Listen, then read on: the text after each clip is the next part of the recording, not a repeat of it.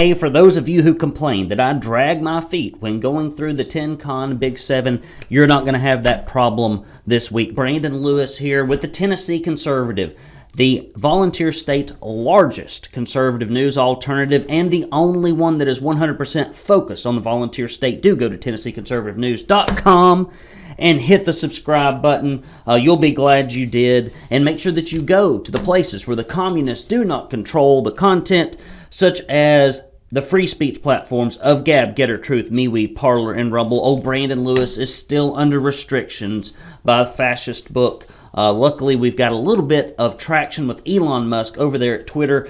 If Apple does not pull the rug out from underneath his feet, we have got stories from the 3 grand divisions of Tennessee. We're going to be talking about federal funds messing up children's lives. We're going to talk about how to end big tech censorship in Tennessee. I'm going to need some help on that. Senator Bowling is making grand strides to help our children in the state. A little bit of keeping people in the dark in Knoxville, and district attorneys who are not doing the best job in blue areas. And we're going to talk about perhaps, maybe getting school choice to a few kids, and a handful of things about Tennessee's textbook commission. You're not going to want to miss this. But first, before we go any further, we have got to get into the mailbag, because I have been negligent with the mailbag, and I have some great things that have been sent in to me. This is a great one. I love it when people mail me this kind of stuff. Elect rednecks, not rhinos.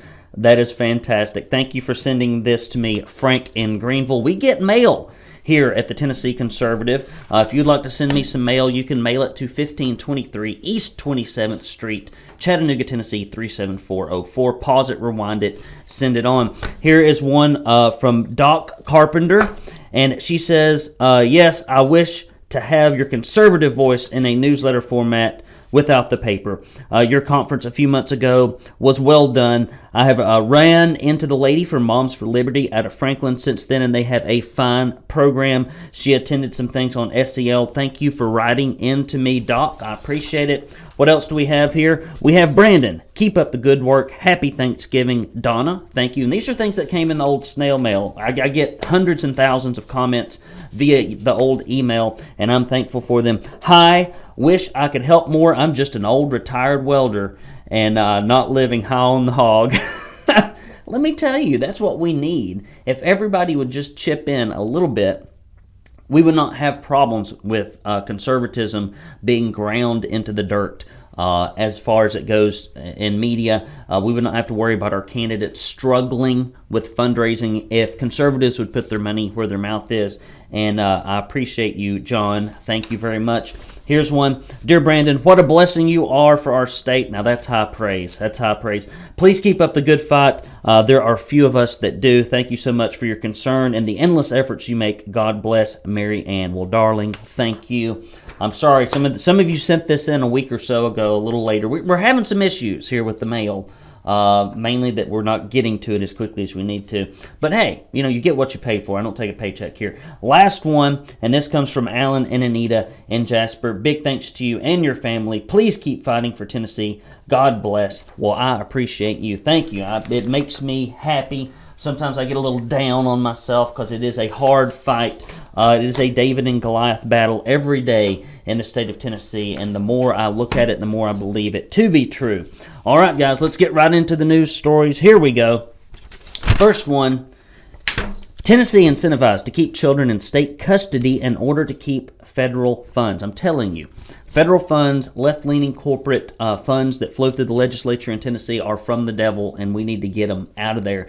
Tennessee's DCS budget is funded with state and federal tax dollars, with approximately 35 to 40% of the funds coming from the federal government. Always a bad idea. The federal money, called Title 4E, has strings attached. No way. Just like federal education funds from federal and pandemic relief funds. Now, those pandemic relief funds were used very wisely in Tennessee. Very wisely. They did remarkable things in learning, and not so much. They basically were just an inflationary catastrophe. But nonetheless, moving on. Title 4E funding matches state funds for the foster program on about a dollar-to-dollar match, and it is a use it or lose it fund. Okay? Use it or lose it. As a result, Tennessee DCS is incentivized to keep their foster care numbers at an equivalent of the prior year or lose federal funding. To get Title IV e-money, DCS must take a child out of their home, okay, to get this money. This is, and it's funny how incentives work. It's very simple. If you get money to do something, you do more of it. I'll say that again. If you get money to do something, you do more of it. If you get less money to do something, you get less of it. So, imagine which direction this train runs in. To get Title IV e-money, DCS must take a child out of its home and put them into state custody. Usually that means foster care. Where the child is in state custody, the biological parents are ordered to pay child support to the state of Tennessee. And if the child is on any Social Security survivor benefits, DCS collects that money as well. The Title IV e-money comes from Social Security funds, and it is a funding scheme that is an entitlement, not an appropriation, which means that it is never part of the congressionally approved annual budget. In addition, this money gets host of other funding streams, Medicare block grants, etc. DCS caseworkers who were surveyed complain that the central office cares more about the numbers than about the children in their care. Does not surprise me. Next story.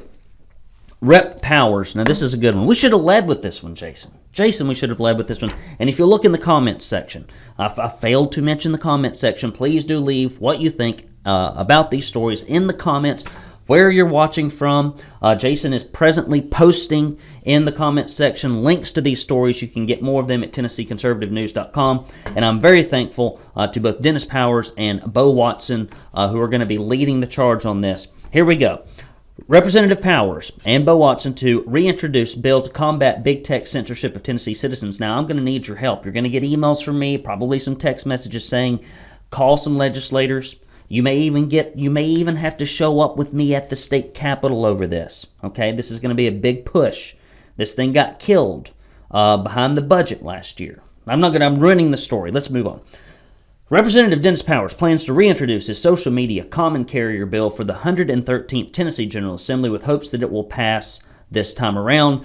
Powers believes social media is the town square of our time and that social media companies are common carriers just like the phone company, Amen, or a hotel chain, and they should not discriminate based upon political ideology, and we all know that that discrimination only goes in one direction. Representative Powers told the Tennessee Conservative, quote, "Conservatives have long been censored by big tech, and now more evidence has become apparent when companies have been admitted to working in conjunction with the government organizations to censor information that may hurt political candidates in elections. This is a problem that Congress needs to solve because of its interstate commerce implications, but they have been talking about revising the section of 230. Nothing has been done, so states have to address the issue.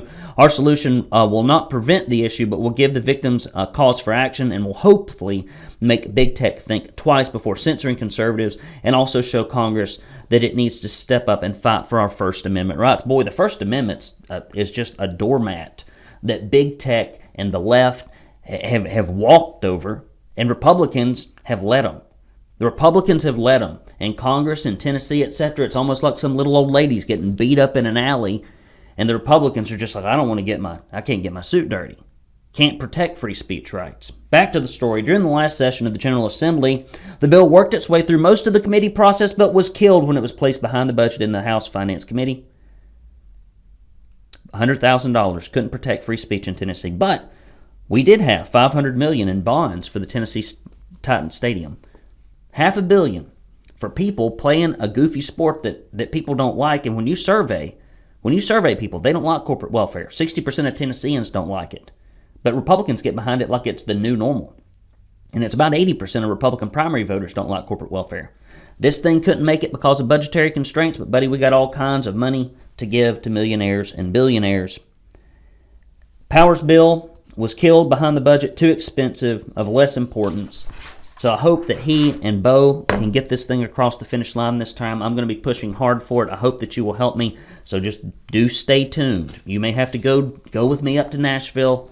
I will bring a bag of peppermints for everybody. We don't have any money here at the Tennessee Conservative, but I will try to make it at least entertaining for you if they don't run us out of there on a rail. Next story. Senator Bowling reintroduces Youth Health Protection Act to end child mutilation in Tennessee. Senator Janice Bowling has reintroduced legislation for the 113th General Assembly that aims to put an end to child mutilation in Tennessee. The legislation was killed by rhinos.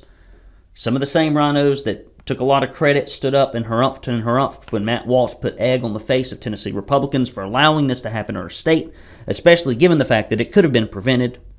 The legislation was killed by Tennessee rhinos in the 112th General Assembly prior to Matt Walsh's investigation of Vanderbilt University and their transgender clinic. What a thing to even exist. We got this department. How about this department that cuts on kids that can't find their ass with both hands and they're too young to make these decisions, and their wacko parents? First filed for introduction in February of 2022, the legislation suffered multiple deferrals in the Senate and House committee and subcommittees and eventually taken off notice by House sponsor Representative John Reagan when he was informed the bill was dead in the Senate. That's Randy McNally's doings. Now, Senator Bowling has reintroduced legislation for the 113th General Assembly as Senate Bill 0005. The reintroduced bill appears to be identical to the version that was taken in the 112th General Assembly. Here's somebody, it is so crazy, that actually cared about the kids enough to get out in front of this. Will they run her bill? I hope so. They should.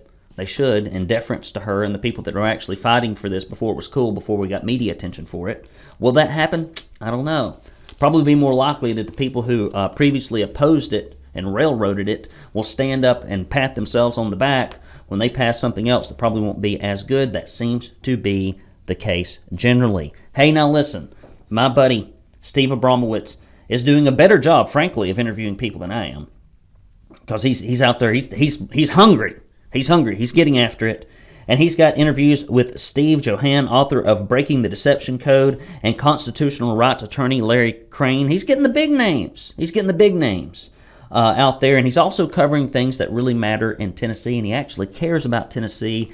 And he is bringing many things from a volunteer state standpoint. He is beginning to build a deep file on what's really going on in Tennessee, and I need some help, and I'm glad to have him on the side of patriotism and conservatism in Tennessee, and he is from out of the state. So many of the people that come out of the state, like Steve with his Mill Creek View Tennessee podcast, honestly care about freedom more than the folks that are homegrown here, because they have watched what has happened, and sometimes you can't appreciate what you have until it's gone, and Steve has watched it go away. Next story. Do go to the Mill Creek View Tennessee podcast. Search for it wherever you get your podcast. Hit the subscribe button. Give them a review. Here we go. Knoxville mayor and team intentionally kept taxpayers in the dark about new police chief. A $43,000 bill signed off by the Knoxville City Council to locate the city's next police chief purchased a full-service package from the Police Execution Research Forum. With paying an outside firm to locate and hire the city's next police chief, Knoxville's Democratic Mayor India Kikakon, that's how you pronounce it, that's the English translation, and her team believed they could bypass Tennessee's open record laws and keep taxpayers in the dark. You know, we have a Tennessee open records law. I use it from time to time. I don't know how forthcoming people are in actually doing what they're supposed to with that. I mean, what's to keep somebody in government from lying about something? Not much, apparently. Reportedly, the city did not want taxpayers to find out the police chief's candidates' names and use the contract with the firm as a shield to deny multiple open records requests from local news outlets for details about the search and potential candidates. Why in the hell would you want to hide things from the folks you represent unless your heart's not in the right place? These stuff should be all open. I mean, when there are conversations being had about government, it should be out in the open. It should be out in the open when you work for taxpayers, in my opinion. Mayor Kaka and a committee was sworn to secrecy, created a scheme to avoid creating written documents that could be accessed by the press and citizenry through open records requests. They asked if PERF to only show hiring documents such as resumes and video conferences so employees of the city could plausibly state that there was no documents available to review. That sounds like leadership. I'm sure nothing else of a obscuring nature will happen under this individual's administration. Usually when they start hiding things, they keep hiding things. The city's defense lawyer, during a court hearing, maintained that the city has no records of police chief candidates or finalists. However, the agreement with PERF explicitly states that the mayor can request records for up to 3 years. There you have it. Next story, moving along. National District Attorney Funk Funk rejects state funding for DUI prosecutions. According to a former DUI prosecutor, DUI recidivism and fatalities have never been higher in the Nashville area, yet Nashville District Attorney Glenn Funk has turned down $354,000 in state funds to prosecute DUI offenders. Rest assured, the only time a Democrat turns down money is if something right is going to happen. These people usually would anything, any kind of money for anything that could be thrown at anything, wasteful or otherwise in government, but not old funky pants. A spokesperson from the Tennessee Highway Safety Office said that Funk is the only district attorney in the entire state that has turned down DUI prosecution money.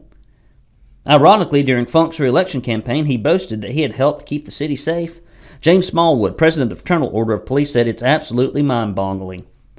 I've never seen an elected official turn down money for anything, much less what's at the core of their mission, and that's holding people accountable for their crimes they commit. Funk's apparent lack of interest in prosecuting DUIs comes from a time when deadly crashes involving alcohol in Davidson County are up 82% in the last 5 years, and drug-related crashes are up 45%.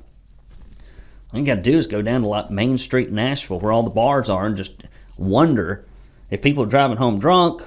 Smallwood said, in an environment we are seeing year after year of fatal crashes increasing, why would anybody think it's reasonable to remove resources? Is beyond me, Smallwood said. A lot of police officers have asked the question, if the defense attorney, is he the prosecutor? Who can tell the difference? It's a good question. Funk has a history of picking and choosing where he chooses to prosecute offenses. In June of this year, when the Tennessee Attorney General Herbert Slatery was taking the necessary steps to codify Tennessee's new abortion law, Funk said that he would not prosecute any doctor for providing abortion services regardless of the law. If you are elected to follow the law, but you won't, that seems to be an issue. I mean, I thought we were all equal under the law. Apparently not. Not in Nash Vegas, where Sodom and Gomorrah meets Hee-Haw. All right, guys, support our work. Tennessee Conservative News. I'll tell you what, I'm just going to tell you right like it is. Conservatives are cheap. Got big mouths and small pockets. It ain't that the money's not going places. Cigarettes, cable TV, bonbons, stuff you probably don't need, written things you don't. They ain't never going to make a lasting difference, yet here we are. Doing the yeoman's work at the Tennessee Conservative, and we have so few people that actually give. I'm just going to tell you how it is. And people wonder, like, why was the red wave a trickle? Because people set their butts at home. Because people see folks that are running for office and they don't donate. You want to watch your company, and your country, rather, go down the crapper along with your state. Just hang on to those dollars. You know, I don't know. You can't take it with you. You might as well send it to me. That's what I'm saying. TennesseeConservativeNews.com/support. I've never taken a dime out of this thing, and in fact, I'm still in arrears. A couple $100,000. So I have put my money in. I'm asking you to do a small part, just like my buddy the welder said. I can't do a lot, but here's what I can do. Well, that's all I'm expecting. Go to TennesseeConservativeNews.com/support. I'm just going to tell you like it is. Or you can mail your checks along with your notes. Make them humorous. Put something funny inside it. Hopefully not arsenic. Okay? Don't send any white powder. Don't send any white powder to my office unless I can resell it right here on the boulevard, because I hear that you can get some good money. Don't send any of that fentanyl lace stuff either. I don't need that. I don't need any of that. Right? Don't need any of that. Do mail to Tennessee Conservative, 1523 East 27th Street, Chattanooga, Tennessee 37404. And when you do, we will send you this proud Tennessee. Well, no, that's wrong. The Don't California My Tennessee bumper sticker. We will send you a proud Tennessee Conservative bumper sticker. We will send you a directory of your legislative critters here, both in the state and the House, so that you can contact them in the upcoming session. The place where conservative legislation goes to die while corporate left-leaning money flows like the Tennessee River. And if you give $10 or more in a recurring donation, or if you give $50 or more in a one-time donation, we will send you this proud Tennessee Conservative tumbler. And inside it are all the secrets of the universe and all things conservative, and this proud Tennessee Conservative koozie, and it will keep drinks either hot or cold. It has insulative properties. Will be found inside this or around this in the box in which it is sent. Please do go there and help us in the mission. If you have yet to give, shame on you. May you have many sleepless nights and boils. Boils, I tell you. Next story, moving right along. A 3-judge panel ruled last week that Tennessee's school voucher program is good to proceed without any further court intervention. Although the program passed the state legislature back in 2009, it has been entangled in court battles ever since. God forbid we give educational choice to any of the million of kids, almost, in Tennessee schools. The program will allow families in Shelby County and Nashville area schools to use publicly funded vouchers to help cover the cost of private school tuition and fees. They ought to do it statewide. It's morally reprehensible. We're not further along with this than we are. The school districts argue that they would be harmed. Who gives a flying you-know-what about the damn school districts? Government employees and brick and concrete do not trump the educational outcomes of children who will be mired in poverty if they do not have the skills they need. But the panel ruled that the argument was unfounded because the program is set up to be funded by the state for the first 3 years of the pilot program and not local school districts. According to the state, the program will give students in low-performing schools, which is damn near all of them, an opportunity to attend private schools in hopes of gaining a better education. Now, that's just in these counties. However, school districts continue to claim that the program will be counterproductive because taking funding away from already underperforming schools will only leave them in a worse shape than they're currently in. Well, what if they're never going to improve no matter how much money you put in them, just like the schools in California, in the inner city in New York, and everywhere else? They have huge per capita dollars that are spent, and yet the results suck. Yet they suck. We are unpersuaded, the majority wrote last week, as county plaintiffs themselves state their money is the heart and soul of the ESA Act, and thus this dispute, any disparate treatment between the county plaintiffs and other counties of the state must come down to disparate treatment in funding, but the loss of money has already been remedied by the ESA Act itself. Closed-circuit transmission to any Republicans in the state of Tennessee that give a flying rip about these kids: stand up against the teachers' unions. Stand up against the government employees. Stand up against the lobbyists who are in and out of your office all day long, like worm tongue, whispering into the ear of the blind king. Forego a few dollars, raise it in your own district, and do the right thing by these kids, please. Textbook Commission members oppose conservatives' push to define what is age appropriate. Recently, conservative Lori Cardoza Moore pushed for the Tennessee Textbook and Instructional Materials Quality Commission, on which she serves, to define the parameters of what is age appropriate when it comes to the books that school-age children have access to in their schools. Other members on the committee disagreed, saying that that wasn't the commission's responsibility to create rules or regulations. Cardoza Moore is one of 3 non-educators on the commission, which was expanded this year to 13 members. Because of a new law, the Textbook Commission is in the process of providing guidance regarding the age appropriateness to school districts by the beginning of December. The law also gives the commission the authority to remove books from all schools throughout the state as part of an appeals process over challenged materials. Parents must first go through their local school boards, which is like begging money from a statue or trying to get blood from a stone. Must first go through their local school boards if they wish for the books or other materials to be reviewed for appropriateness. Last month in Sumner County, community stakeholders and parents passionately debated for nearly 4 hours over a picture book that was challenged for espousing divisive concepts. A review committee in Wilson County has considered several books that parents have challenged for sexually inappropriate and pornographic materials. So far, all books brought forward have been retained by the school district, with a few placed on a mature reading list which requires parental consent in order for a child to check the book out of the school library. I think we're just polishing a turd here, people. And in Williamson County, a parents' right group is suing the school district and others over an English language arts curriculum, and they say it's filled with dark and inappropriate content for elementary-aged students. That's the Tennessee public school system, baby. Majoring on the minors. Majors are bad. The majors are bad. We don't spend any time on those. The minors are bad. Don't need to spend any time on those, but we spend a lot on them, and we continue to uphold them. All right, guys, that's the news. I went through it pretty darn quick. I got to go pick up Ruby Doobie at preschool. And so I got to hot-foot it over there. I can't be the bad parent that's left their child past the time. We normally don't have her in there that much, and we don't have her in there that late, but we had a scheduling kerfuffle today. Lots to do. So what's going on this weekend? Well, a few things. Let me make a few announcements for those of you who listen to the end. Number one, if you are thinking about running for office, in the state of Tennessee, I'm going to be having, either in the late spring, early summer this year, I'm going to be having a candidates academy. We're going to call it the Conservative Candidates Academy. And I'm going to put that thing together. We're going to bring in vendors, because we had so many conservative candidates in the Republican primary that with a little bit of guidance would have won. And I did give some advice to some people that did not take it, because free advice is never taken. If you don't pay attention. And I'm going to bring in some great vendors, some experts. We're going to help people develop a plan, because you can't run for office the day before, the month before, 6 months before. It's something you need to start early.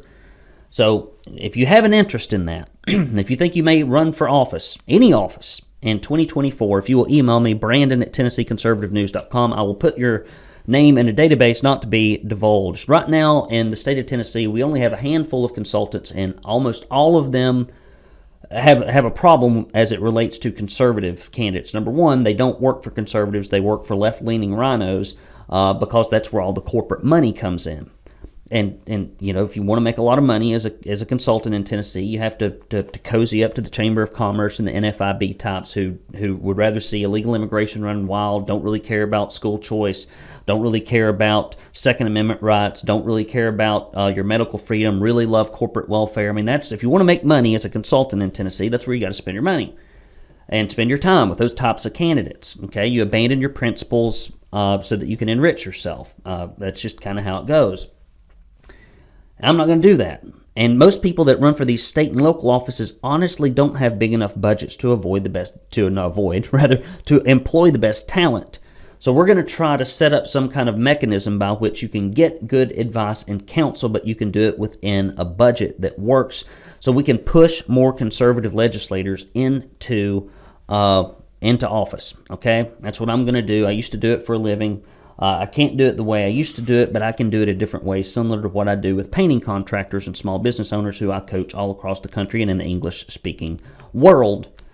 So, Brandon@TennesseeConservativeNews.com for those of you who listen, because, I mean, if you care about state politics and you're a conservative and you're not on my list, I would have to question that, because we cover the legislature, in my opinion, more in depth than any other publication, and especially more from a conservative view. And so if you want to get into that legislative body, over the next 10 years, I'd like to put 5 to 20 really good conservatives in there, so that hopefully at some point in the future we can turn around and look and not see a sea of rhinos and see a bunch of people who care more about their committee leadership and positions, and care more about going along and getting along than representing their constituents and solving some of these long-standing problems that we have in Tennessee. That is an announcement. It's buried here at the end, only for the ones who really care. So if you know of somebody that's going to run, forward this podcast to them, email them, etc., so they can get on the list early. What are we doing this weekend? Well, let me tell you what we did last weekend, because we didn't have a Big 7. We had a great Thanksgiving. We all hung out together, had a fantastic time with my wife's family. I've seen some friends. We've done some fun things in the interim with the kids while they were on their break. We also just kind of sat around the house a lot, which I enjoy personally. So what's on tap this weekend? This weekend, Brandon Lewis is going to go with about 3 or 4 of his lifelong buddies, fraternity buddies, as I do every weekend, the first weekend in December, to go hang out in a lake house in and around Clayton, Georgia. And I'm going to spend some time with the wife on Friday. We're going to go up a little early. We have babysitters, which is like rare that my wife and I can get away, because our families do not live very close to do the babysitting, and so we rarely get anybody to watch the children, so we can go out and enjoy ourselves. And so we're going to get to do that, and we're going to go hang out child-free this weekend and engage in some adult conversation. I don't know that it will be very adultish. It'll probably be very immature, because my friends are kind of like me. But there will be adults having immature conversations, and there will be probably ladies having very mature conversations, and men having, the standard 5 conversations we've had for the last 20 years repeated over and over again, which we still find just as funny as the first time we told the joke. Whether our wives laugh or not is yet to be seen. Probably not, but maybe. So that's what I'm doing this weekend. So I've got a lot of work to do. I'm trying to cram into a short period of time. This is my busy time of year. I have my huge conference that I do for painting contractors. It will be here in Tennessee, and that takes up the majority of my time getting prepared and ready for that. That is the last weekend in January, because I don't make any money out of this, guys, like I told you, repetitively. So do go to TennesseeConservativeNews.com/support and help us. If you have not yet subscribed to our newsletter, please do that. And do try to spread the word on social media, because we are turned down. I've watched our engagement on our #1 flagship platform, where most of the old folks and the conservatives are in Tennessee, which is Fascist Book, has been turned down remarkably. And so we just going to have to count on you to forward that stuff, spread it, turn it through emails, text messages, etc. to your conservative friends. We need you to be our echo chamber, because free speech online is being censored in the volunteer state. And hopefully we can do something about that in the upcoming legislative session. Guys, I love you very much. Hope that you had a great Thanksgiving. It is the season where we celebrate Christ's birth, and so we're moving into the Christmas season. Merry Christmas to you. You will hear that from me frequently and often. I believe we need to celebrate this season for what it is, and not let our culture change it, and not let them distract from it. All right, guys. Brandon Lewis with the TennConn Big 7. Until next week, talk to you later.